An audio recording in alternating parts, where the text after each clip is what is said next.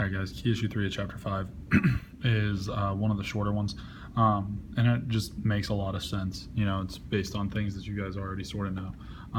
So when we look at these maps, this is talking about the electronic diffusion of popular culture. So this one specifically is like televisions that exist in 1954, 1970, 2006, 2005, I'm sorry.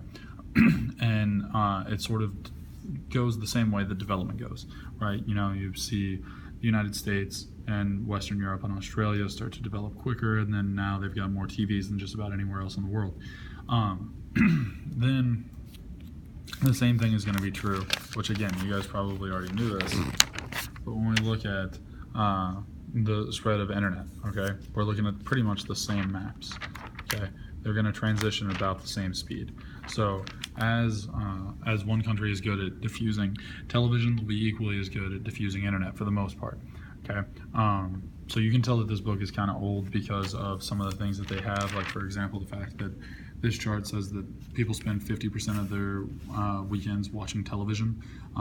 Most of you guys will probably disagree with that. And if you are watching television, you're almost never watching it on your television. You're watching it on Netflix, on your computer, or on your phone, or whatever. So then if we look at the diffusion of social media, the other way that you can tell that this is kind of old is because it talks about the diffusion of Facebook, YouTube, and Twitter. Obviously, things are moving faster than ever, and this is popular culture at its finest because things are changing quickly from time to time. And so now you would expect to see Snapchat or Instagram or something listed on here. But we also face some significant problems, and that is biased media, limited access to television, or news coverage and press freedom being limited, or the state controlling one of those two things. So basically what you're seeing is the same news story being told from different perspectives, and it's sort of skewing what the news story actually is. It's not necessarily about the news, it's about what people say the news is. You know, for example, if I was to say Mr. Kavanaugh teaches class to freshmen, nobody's going to click on that headline.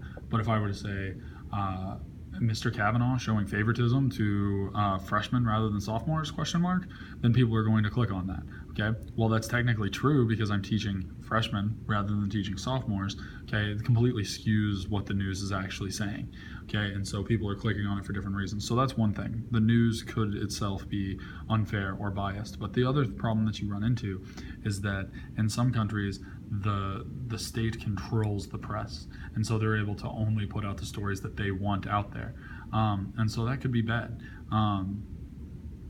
You know, social media limits access to television because people are looking to social media rather than anything else, and so if you look to social media, just because you can get something quick doesn't necessarily mean what you're getting is good. You know, if you sit down to a Thanksgiving meal and rather than eating the delicious Thanksgiving foods, rather than eating turkey or ham that's been cooked for several hours, you know, somebody just throws down some deli meat and it's turkey and ham and they're like, it's the same thing. You're going to be like, probably not. I wish that we had taken more time and gotten the right thing here. And that's the same problem that you could foresee with social media, is that, yeah, you get the news quicker, but what you get might not necessarily be correct. Okay, and so those are just some of the problems, but there's also like really, really good things with this as well. You know, the Arab Spring wouldn't have been nearly as successful in the Middle East if they didn't have access to